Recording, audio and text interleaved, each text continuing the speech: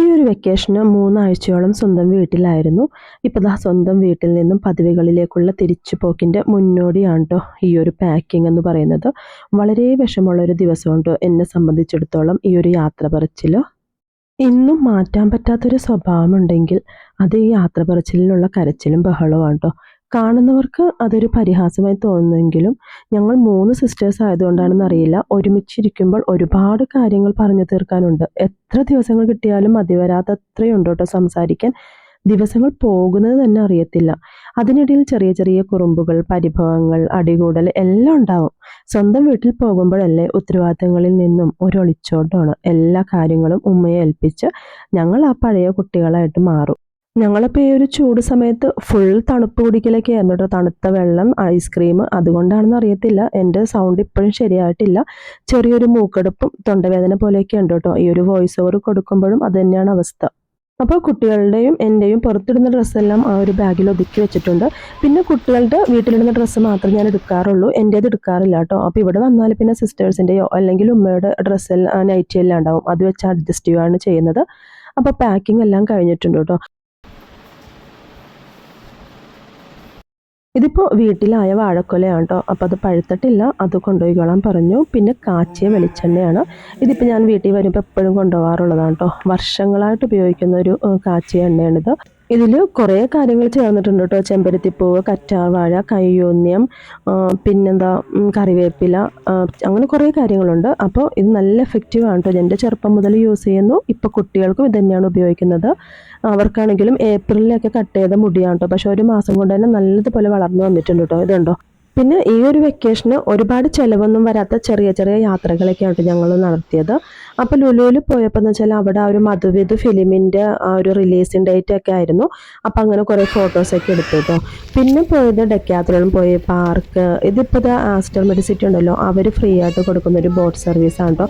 അപ്പോൾ അവിടെ ഹോസ്പിറ്റലിൽ പോകേണ്ട ആവശ്യം ഉണ്ടായിരുന്നു. അങ്ങനെ പോയതിന് ശേഷം പിന്നെ 1 അവർ ഇതിനു വേണ്ടി സ്പെൻഡ് ചെയ്തതന്നേ ഉള്ളൂ. പക്ഷെ അതും നല്ലൊരു യാത്രയായിരുന്നു കേട്ടോ. അപ്പോൾ കുട്ടികൾ നല്ലതുപോലെ ഒന്ന് എൻജോയ് ചെയ്തു.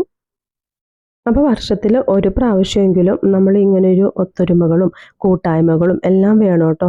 എല്ലാവരും കൂടി ഒരുമിച്ചുള്ള ആ യാത്രകൾ മനസ്സിന് ഒരുപാട് റിലീഫായിരിക്കുള്ളൂ. പിന്നെ നമ്മൾ വീട്ടമ്മമാരാണെങ്കിലും കുട്ടികൾക്ക് ഇപ്പോൾ ക്ലാസ് തുടങ്ങിയാൽ നമ്മളും ബിസി ആവും. അപ്പോൾ അതിനു മുമ്പ് നമുക്ക് കിട്ടുന്നൊരു റിലീഫ് ടൈമാണ് ഈ ഒരു വെക്കേഷൻ ടൈം എന്ന് പറയുന്നത്. അപ്പോൾ മാക്സിമം നമ്മളൊന്ന് വീട്ടിൽ നിന്ന് വിട്ട് നിന്ന് മനസ്സൊന്ന് റീഫ്രഷ് ആക്കാനൊക്കെ നോക്കുക. എങ്കിൽ മാത്രമേ വീണ്ടും റുട്ടീനിലോട്ട് വരുമ്പോൾ ആ ഒരു മടുപ്പില്ലാതെ നമുക്ക് തുടങ്ങാൻ പറ്റത്തുള്ളൂ. അപ്പോൾ എന്നെ സംബന്ധിച്ചിടത്തോളം ഈ ദിവസങ്ങൾ പോയത് ഒട്ടും അറിഞ്ഞില്ല കേട്ടോ. അത്രയ്ക്ക് എൻജോയ് ചെയ്തു. നല്ല രസമായിരുന്നു ഈ ഒരു വെക്കേഷൻ. ഇപ്പോൾ ഞങ്ങൾ തിരിച്ചു പോകുന്നത് രാവിലെയാണ് കേട്ടോ. രാവിലെ ഒരു 5:30 ആയിട്ടുണ്ട് ഞങ്ങൾ തിരിച്ചിറങ്ങി കേട്ടോ.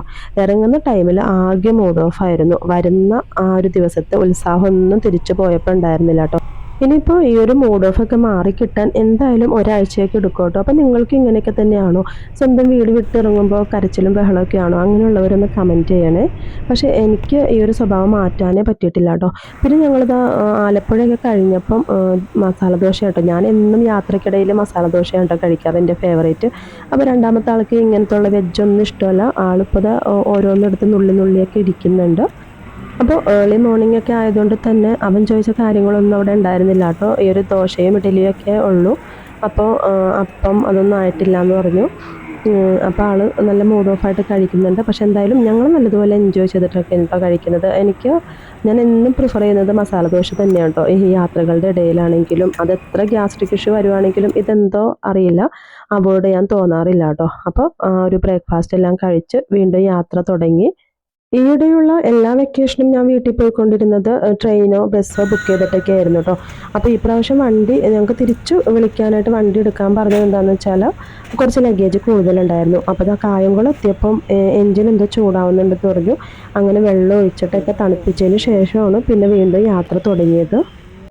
അപ്പോൾ തിരിച്ച് വീട്ടിലേക്കുള്ള യാത്രയാണ് കേട്ടോ. അപ്പോൾ ചെറിയൊരു വ്ളോഗാണ് ഇന്ന് ഉൾപ്പെടുത്തിയിരിക്കുന്നത്. നിങ്ങൾക്ക് ഇഷ്ടമായെങ്കിൽ ഒന്ന് സബ്സ്ക്രൈബ് ചെയ്യാനും ഷെയർ ചെയ്യാനും ലൈക്ക് ചെയ്യാനും കമൻറ്റ് ചെയ്യാനും മറക്കരുത്. അടുത്ത വീഡിയോയുമായി കാണുന്നത് വരെ ബൈ.